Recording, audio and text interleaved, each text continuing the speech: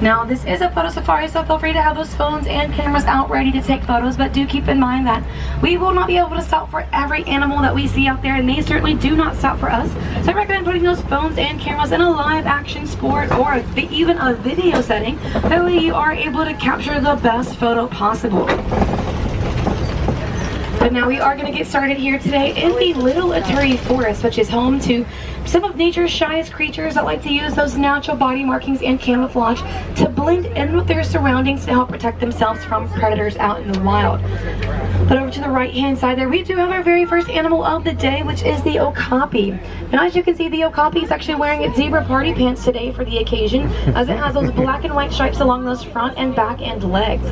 Now, those stripes oftentimes make people think that the okapi is related to the zebra family. However, they're actually the only known living relative of the giraffe.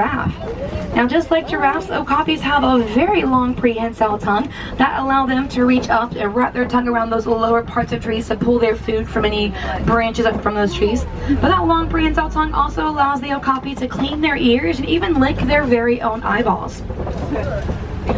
On the right hand side, you might have caught a glimpse on the very top of that hill there of a black and white bird, which was the saddle-billed stork. Wasn't in the best viewing area for everyone in the truck, but you might have caught a glimpse as we made our way around that turn there. Now, the saddle-billed stork can stand about 5 feet tall and have a wingspan of about 9 feet wide. Now, as I mentioned, a lot of these animals like to use those natural body markings and camouflage to blend in with their surroundings. Kind of like this one is blending in with these bushes here to our right hand side, which is an antelope up there, known as the greater kudu. And we have a couple more greater kudu on the right hand side. We even have a copper color antelope hanging out in these bushes as well, which is the bongo. Now, there's going to be a bongo over here for my friends on the left hand side. You're going to get a pretty good view of as well. Now, these greater kudus that we just saw to our right hand side are all females, as none of them have horns on the top of their head, and only the male greater kudu have horns. Now, the greater kudu is one of the tallest forest antelopes, as they can stand about 55 inches tall at the shoulder, and they can actually jump up to about 8 feet high in the air as well. But now we are making our way out of the forest today, but we are going to continue along our journey down into the Safi River. Now, the river is home to some aquatic animals who like to spend most of their time during the day down in the water, so they can be very tricky to spot and find, as they usually look like a floating rock or a tree log hanging out in the water, sometimes even a dark shadow underneath the water surface. So we are going to keep a very close eye out to see if we can find anyone lurking around in the water today, but I do already see some pinked-back pelicans hanging out on the right-hand side here. Now, these pelicans get their name from a very light pink color that appears on their backs. Now, that pink color even becomes a little bit darker during the mating season, and they are considered colonial nesters, as they like to nest in pairs of 20, all the way up to about 500 pairs at one time. Now, I promise I am doing my best to keep a very close eye out for some dark shadows that I see underneath the water. But you might even see something sticking up just above the water surface to our left-hand side up ahead here, even opening its mouth there. That's actually our baby that we have here. Her name is Greta, but that is a Nile hippopotamus. So we're going to pull on up and see if we can see right there. Look, right here. A little bit better of a view here. I don't know how great of a view that we're going to get, unfortunately, but there was a Nile hippopotamus over there in the water that you might have caught a glimpse of. Now, hippos can hold their breath for about 8 minutes underwater at a time before coming up for air. Now, they are herbivores, as their diet consists mainly of fruits and vegetables. Looks like we're going to see one just over here to the left-hand side a little bit better. It is under the water, though, but there is one that you can see a little bit easier. It's a little bit further back there. But hippos are herbivores, but we are also getting ready to cross the bridge here, so I am just going to remind everyone to remain fully seated, because even though hippos are herbivores, these guys are carnivores, and these are known as the Nile crocodile. Now, the Nile crocodile is the largest crocodilian in Africa, and on average they can grow to be about as long as a giraffe is tall. They can also weigh up to about 500 pounds on the average. And they are known to even be able to go up to a month at a time without eating. And that's because they can actually eat half of their body weight in just one single feeding. Now, they are known to have incredibly strong jaws and can crush the bones of their prey right in their mouths. But they can also be very, very gentle with those jaws, as they like to put their eggs in their mouths and use their tongues to roll those eggs around as a way to help incubate them without ever breaking or cracking those eggs. let's do it again and switch everybody's. But now you may begin to notice here that our landscape is starting to change quite a bit here, which means that we are now making our way down into the savanna. Now the savanna is a mainly flat and dry piece of land that has very few or minimal trees on it, so the animals that live out here on the savanna have to rely on that natural speed and agility to help protect themselves from any predators out in the wild. I remember over here. Now, I believe that we're already going to see our very first animal of the savanna coming up to our right-hand side here as we make our way down our overlook. Now, this is actually the tallest animal in the entire world. Now, giraffes actually grow to be about 20 feet tall, and an entire group of giraffes together are called a tower because they tend to tower over everything and everyone out on the savanna. Now, our giraffes that we have here on the reserve are known as the Maasai giraffe, which you can tell by the rough and jagged edge along the pattern across the giraffe's body, compared to other species of giraffe that have a much smoother edge. Now, we might even get a little bit closer to a couple of giraffes. I already see some out in the distance up ahead here. We are going to keep on going and see what other animals we can find here. Now, the animals that live on the savanna all have very different sleeping, eating, and migration patterns, and they are usually pretty active animals and tend to migrate a lot throughout the day across the savanna to try to find their next closest food or watering source. But now, coming up to our left-hand side, and we're going to pull up to get a little bit of a better view here, but we have the African painted dogs lying down just over in that den there. Now, they are the most successful predator of the savanna, as they have a successful hunting rate of about 90%, which is much higher compared to any of those larger predators that you might be a bit more familiar with, like those big cats. But now, they have a very strong pack mentality, which means that these African painted dogs like to hunt in packs, which allow them to attack their prey from all angles. But now, when they catch their prey, they will always let the weakest member of their pack eat first. Wait, what? You picked you? No. We passed. Now, kind of over tucked in that left corner over there near those trees, we do have some sable antelope. Their horns actually grow backwards, which help deter any predators from jumping along their backs to attack them. But we also have a herd or a confusion of wildebeest here. Now, a confusion is just what a group of wildebeest are called, like this one to our left-hand side, and they are the largest migratory animals of the savanna as they travel thousands and thousands of miles across the savanna each year. But now we are going to get a pretty good view of a couple of giraffe here, and even this giraffe running across in front of us there. Now, speaking of giraffes and running, giraffes can actually run up to about 30 miles per hour. But mother giraffes give birth to their babies standing up, so I always like to say that a baby giraffe's very first friend in this world is gravity, as they are born into the world with a 6-foot drop. Now, the impact from the ground of that drop is what will jumpstart a baby giraffe's heart, and then they can get up and walk within the very first hour of being born. Now, this gray colored animal right over here on this side of that hill is known as an eland. Now, the eland is one of the tallest antelopes, as they can stand about 6 feet tall at the shoulder. Now, one of my favorite things about the eland is that they have two very spiral-shaped horns on the top of their head. And during the mating season, the male elands will use those horns to make a flower crown by digging their horns into the flowery shrubs out on the savanna to attract the ladies. And if the female elands approve of the flower crown, they will decide to mate with the male. But now, if the female eland does not approve or like that flower crown, they will actually rip it off the male's horns and make them start over and try again. Now, giraffes are an animal on the savanna that I like to say have a lot of love to give and share with all the other animals, as a giraffe's heart will weigh up to about 20 pounds. Now, they do spend most of their day eating or looking for food, kind of like myself, and they actually have a very long prehensile tongue that can grow to be about 16 to 18 inches long. But on the right-hand side here, we do have a couple of Hartman's mountain zebra over here. Now, they are the only species of zebra that have an extra fold of skin underneath their necks known as a dewlap.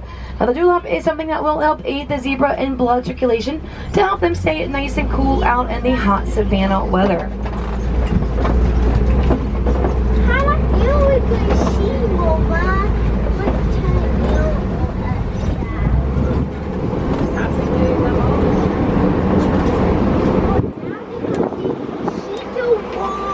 Now, it looks like we're going to see a couple more wildebeest coming up to our left-hand side. Now, I did already mention about how they like to travel thousands of miles across the savanna each year, but the wildebeest also like to travel in very, very large herds that reach up to about 1.5 million wildebeest at one time. Now, when those 1.5 million wildebeest travel across the very dry savanna, they do have a tendency to kick up a lot of dust and dirt along that journey, and the amount of dust that those 1.5 million wildebeest can kick up can actually be seen all the way from satellites up in outer space. Now, I am starting to see quite a few trees broken down on the side of our ride path here, which could be a pretty good sign that we are going to be making our way across some elephants here in just a short moment. As elephants are the largest land mammal, but they like to bulldoze trees down to help clear a path when migrating to find their next closest food source, but also sometimes just for fun as well. Now, I do believe we're going to see an African elephant just to our right hand side, and we're going to pull around and actually see the elephant one more time in just a moment. We also have a couple of mandrills over to the left hand side, kind of over in this corner here next to these bushes, which are the largest monkey species in the world. Now, male mandrills can weigh up to about 100 pounds, and they do look kind of similar to baboons as they have that red and blue color on their bodies, but you can always tell the difference between a baboon and a mandrill, as baboons do not have a tail. We're going to see if we can see that African elephant, which we're going to be able to get a very good view of that African elephant here. Now, as I mentioned, elephants are the largest land mammal, as they can weigh anywhere from about 2.5 all the way up to about 7 tons.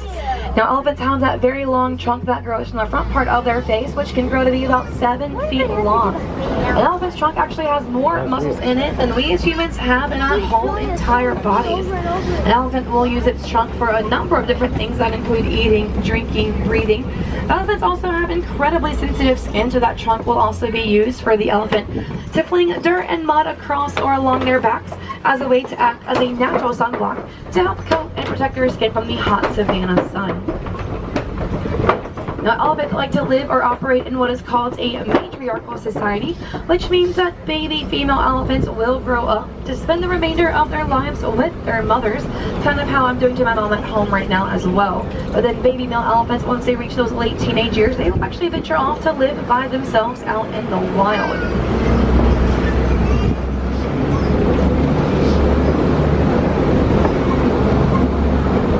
Now, I do see a couple more African elephants just off in the distance there to the left-hand side, so we're going to keep on going to see if we can find a pretty decent view of these elephants out here. Now, due to conservation efforts, we've actually learned that elephants are afraid of and will physically run away from bees. Now, elephants have that very sensitive skin, so they are afraid to get stung by the bees, but elephants also have very sensitive hearing as well, so they also tend to find the buzzing sound that the bees make pretty annoying.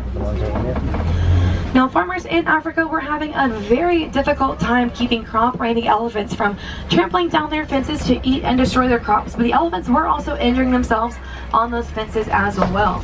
Now, the Disney Conservation Fund has been partnering very closely with those farmers as a part of the Elephant and Bees Project to help protect these elephants out in the wild by replacing the farmers' fences with natural beehives. That also helps the crops for the farmers to stay nice and intact as well, but also helps protect the elephants as they are no longer injuring themselves by trampling down those fences as well. Now, as you can see, this elephant to our left-hand side is flapping those two very large ears, nice and slow in that consecutive moving motion. Now, when elephants do that, they actually have the ability to cool down their body temperature by up to about 15 degrees.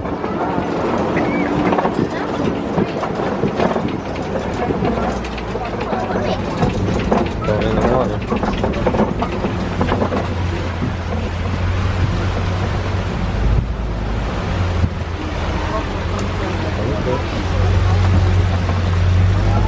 But now we are making our way around an island here, which is home to a flamboyant greater flamingo. Now, these are the tallest but also the lightest shade of pink compared to other species of flamingos. And when hatched, they are naturally gray birds, and then due to a nutrient known as beta-carotene, that is how they get their pink color, as their beta-carotene can be found in their everyday diet, which consists mainly of some tiny brine shrimp and crustaceans. Now, that being said, though, it does take about a full 2 years for flamingos to turn completely pink. But once their feathers turn pink, they will actually never go back to gray. So if you ever see gray feathers on a flamingo, that is a sign of a very young flamingo. But But now we are making our way into the East Savannah here, which is home to my favorite animal that we have on the reserve, which we are going to get lucky and see just over here to our left-hand side today. Now this animal is the white rhino. Now the white rhino is the largest rhino species found in Africa, as they weigh about 5,000 pounds. Now the white rhino is considered a grazer, as they like to graze off the ground to find their food. So they have a wide or rectangular shaped upper lip there, which makes it easier for them to put their face closer to the ground to pick up those short grasses and eat any of those loose and fallen leaves off the ground as well. Now, rhinos actually face no natural threat from predators in the wild. Their main threat is from humans due to poaching for their horns. It is a long-running myth that their horns contain a mythical healing power on the inside, so those rhinos are being poached for their horns to be sold onto the black market. However, that is just a myth, as rhino's horn is actually made of keratin, just like our fingernails, which means that their horns are constantly growing. So you will find rhinos out in the wild using those rocks and tree trunks to help file down and shape those horns out, keep them nice and pointed.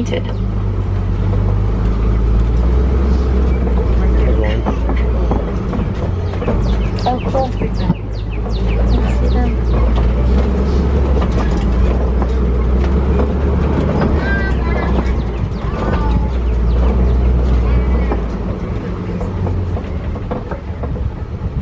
Now, unfortunately, I haven't seen anything in these 2 yards that we did just pass to our left-hand side, but that is pretty normal, as they are very good at playing hide and seek with us, and they usually like to win during the day as well. We are going to keep on going to see if we can find any other pretty cool animals out here. She didn't say. She didn't say. Now we are making our way around this very large rock formation here, and these rocks together are known as a formation of Kopi rocks, and usually these rocks are home to some large predators out in the wild that like to live on top of Kopi rocks to help keep a better eye out of their territory, but also of the savanna as well. So we're gonna have to keep a close eye out to see if we can find anyone lying around on the rocks here. Lying around.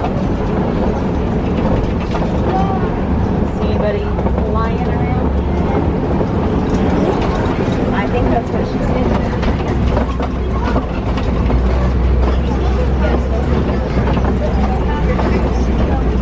I don't see any either.